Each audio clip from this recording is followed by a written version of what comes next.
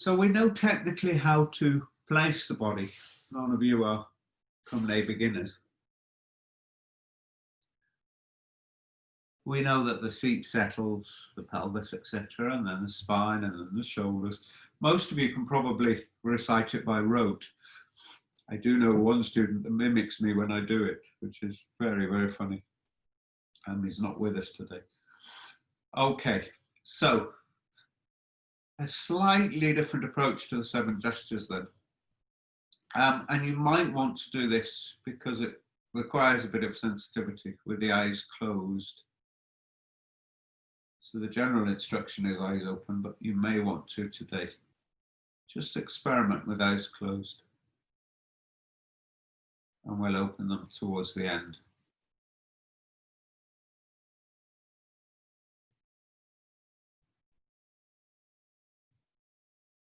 So our first gesture is that settling of the pelvis. But if you sense your body,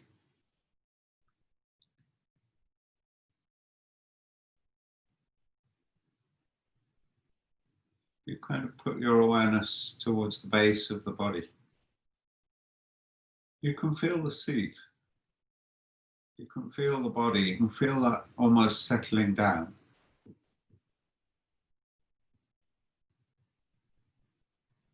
Yes, we can tease ourselves into relaxing the legs and the thighs. Can you allow a soft opening at the very top of your thighs, the kind of groin muscles, the inner thighs, as if there were more space or more and more space in the hips. It's almost as if the thighs are creeping longer. Now don't try and do it, just relax and feel. And at the same time, your awareness of the bottom on the cushion or on the seat of your chair. Can you imagine there's no division between the two?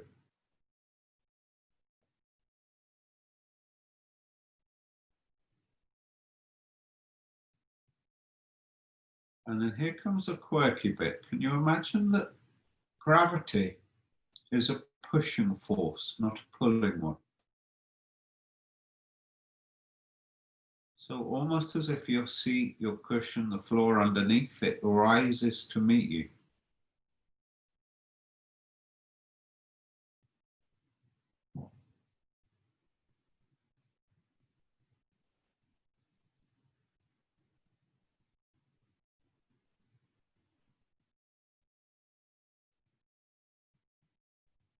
So you are of the ground, the seat, the floor you're sitting on. Or in creative language, you are of the earth.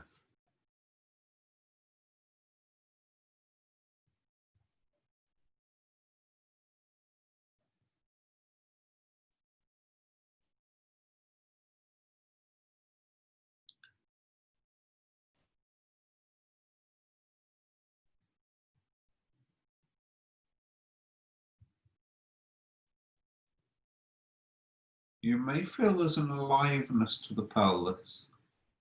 It can be connected to breath, but it's also a feeling of space within the pelvis. And it's an amorphous space. It's kind of, you could think of the pelvis as an organ in its own right. So there might be a pulse to it, or a subtle continual opening down in the sensations we conveniently call pelvis or lower body.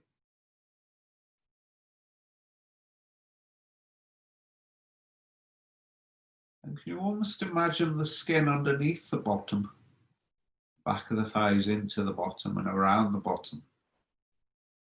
Slide back and up.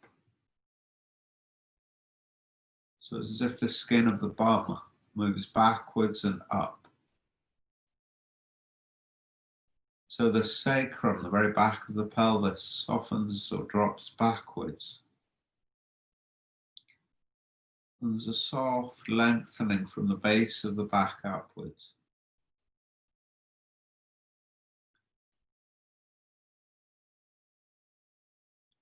like damp rising up a wall, or it's not a good image really, like liquid rising through a piece of kitchen roll.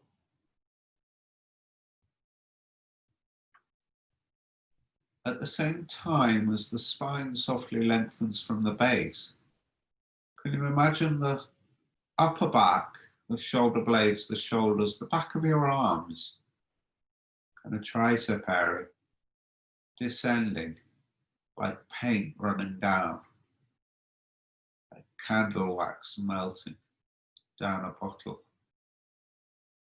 Gosh, that dates me.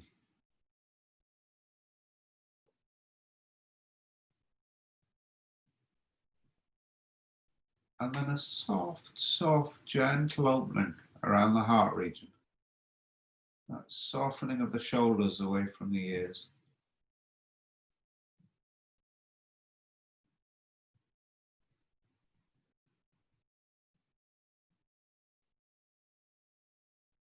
That soft lengthening up the back as you drop down can encourage the neck to lengthen as if the base of the skull is softly drawn up.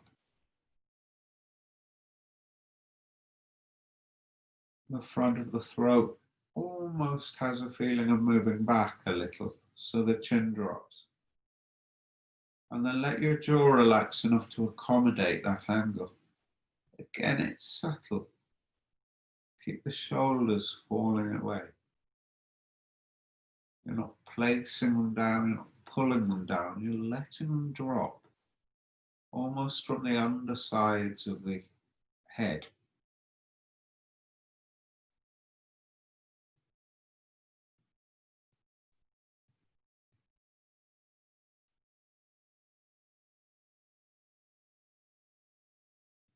Almost that contradiction of feeling of rising up while you're settling down.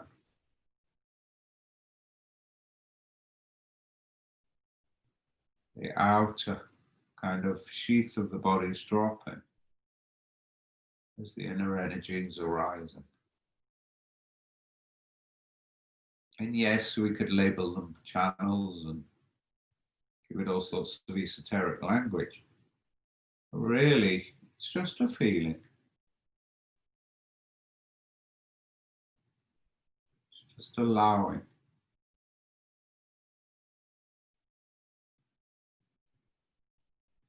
And it's in our awareness. What's happening physiologically is not important. We don't need to work it out.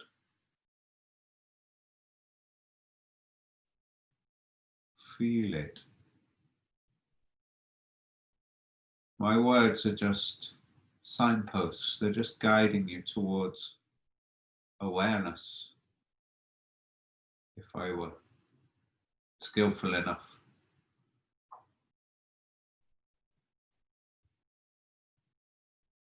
And you are willing enough to go with it, which I'm sure you are. And then, of course, the eyes can begin to open if they haven't already. It's almost a sense that you're looking from within. And not seeking outwards of the eyes, just letting your inner light shine out. There's a clarity to that soft gaze. There's a very relaxed quality around the mask of the eyes and the sides of the eyes, corners, and behind the eyes. Almost let light in the same way you're looking out.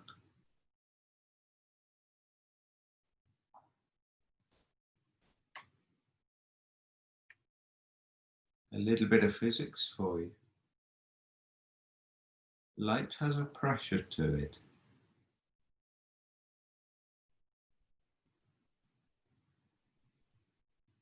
So the light will actually create a sensation on the membrane of the eyes.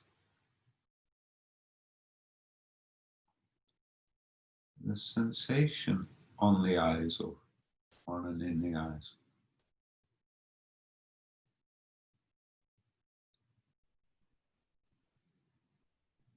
How gently can you meet that?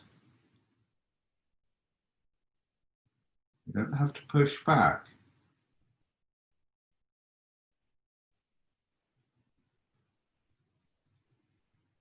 And then a really contented, relaxed quality to the jaw. Sense of ease in the mouth.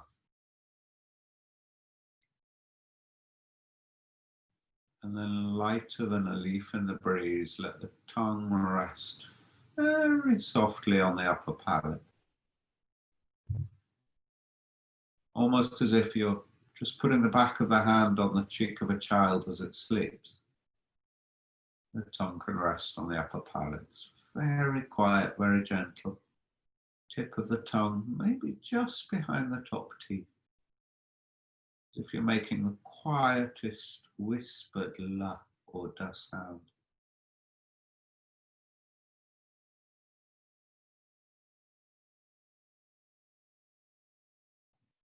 So there's a poise and a tenderness.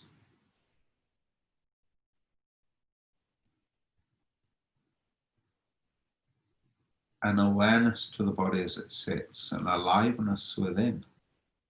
It isn't forced, isn't manufactured, it's allowed and relaxed into.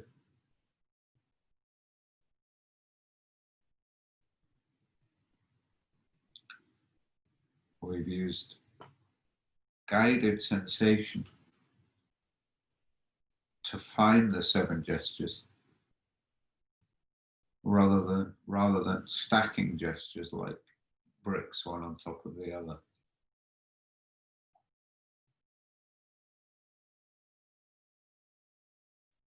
And they may or may not resonate with you.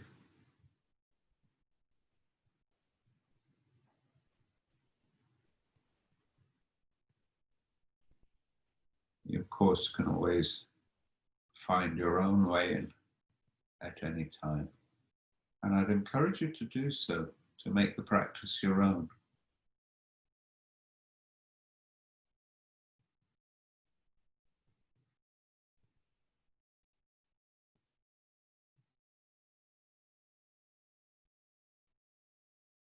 And again, you can have a quality of feeling or felt poise as you go about your day. Doesn't mean you have to move slowly like a robot.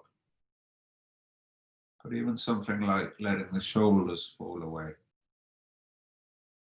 while you're out walking. Or finding the line of your head.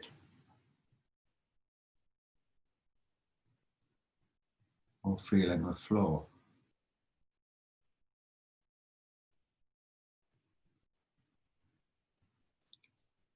Just opens the practice up from the time we do practice to the time we're off our cushion and we've forgotten all about it. So we kind of blur the edges between formal practice and everyday life.